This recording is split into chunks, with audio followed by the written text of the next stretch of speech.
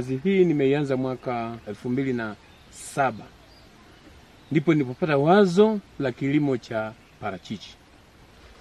Na ni kwa sababu ya kwamba mimi ni mwanasiasa wa siku nyingi, nimekuwa nikitembea huko na huko. Katika kutekeleza majukumu yangu ya kisiasa, nikakutana na watu wanaohubiri zao la parachichi.